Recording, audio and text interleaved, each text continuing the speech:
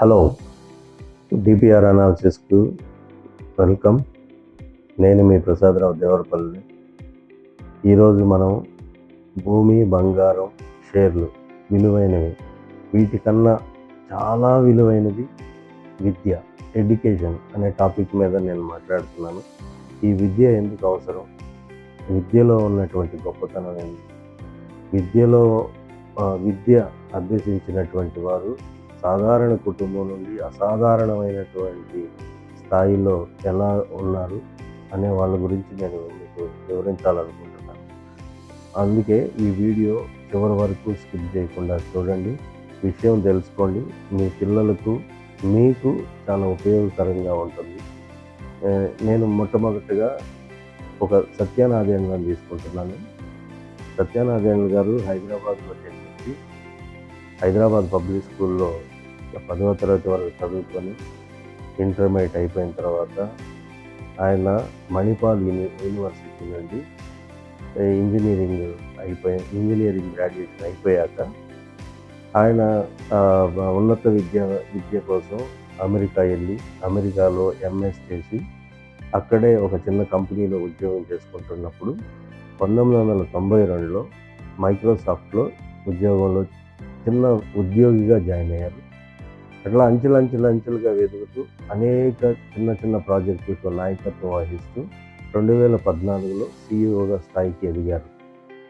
2021లో ఆ కంపెనీకి చైర్మన్ అయ్యారు. అంటే ఆయన ఒక సాధారణ కుటుంబంలో పుట్టి ప్రపంచంలో నెంబర్ 1 స్థాయిలో ఉన్నటువంటి మైక్రోసాఫ్ట్ కంపెనీకి ఆయన ఈ రోజున చైర్మన్ కాగలిగారు. అదే విద్య మీద పెట్టుబడి పెట్టారు వాళ్ళ పేరెంట్స్. అందుకే ఉన్నతమైన స్థానంలో ఆయన ఈరోజు ఉన్నారు.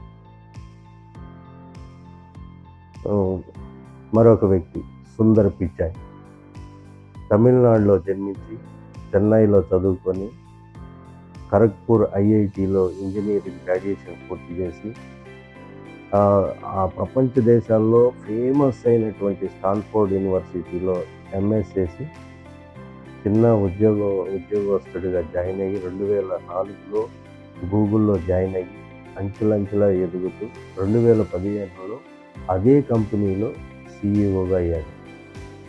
ఆయన ప్రతిభను గుర్తించి 2019లో ఆల్ఫాబెటా కంపెనీకి సిఇఓ అయ్యాడు. నేను వీళ్ళిద్దరు ఉదాహరణ ఎందుకు చెప్పాల్సి వచ్చింది అంటే, వీళ్ళు భారతీయులే కాదు, దక్షిణ భారతీయులు. మన పక్క రాష్ట్రాలు, తెలుగు రాష్ట్రాలు, తర్వాత తమిళనాడు, 2 రాష్ట్రాల్లో ఉన్నటువంటి వారు వీళ్ళు సాధారణమైనటువంటి కుటుంబాల్లో జన్మించి అసాధారణమైనటువంటి కంపెనీల్లో పనిచేయగలుగుతున్నారు అంటే వాళ్ళు విద్య మీద, వాళ్ళ పేరెంట్స్ విద్య మీద పెట్టుకునేటువంటి పెట్టుబడి, ఆ విద్య అనేది ఈరోజు వాళ్ళని ఉన్నత శిఖరాల్లో ఉంచింది. ఒకవేళ ఈరోజు తల్లిదండ్రులుగా నువ్వు విద్య మీద పెడుతున్నటువంటి పెట్టుబడిని అది నాకు ఖర్చుగా భావిస్తున్నావు అనుకుంటే అది తప్పు. నువ్వు పెట్టుబడి పెట్టు, నీ బిడ్డలకు ఉన్నతమైనటువంటి భవిష్యత్తు ఉంటుంది. మీకు ఆ 2 ఉదాహరణలు చెప్పింది అందుకోసమే. కనుక విద్యను అశ్రద్ధ చేయొద్దు, విద్య మీద పెట్టుబడి పెట్టడానికి వెనకాడొద్దు. నైపుణ్యాలను మీరు నేర్చుకోండి, మీ బిడ్డలకి నేర్పించండి. నైపుణ్యాలతో పాటు విద్య మీద ఆసక్తిని వాళ్ళకి కలిగించడానికి ఇలాంటి వ్యక్తుల్ని, ఈ యొక్క జీవితాలను మీ బిడ్డలకి మీరు ఎప్పటికప్పుడు పరిచయం చేస్తూ వారి యొక్క గొప్పవారి విశేషాలను ఎప్పటికప్పుడు మీ బిడ్డలకి అప్డేట్ చేస్తూ వాళ్ళ ఉన్నత విద్య కోసమై మీరు పాటుపడాలి.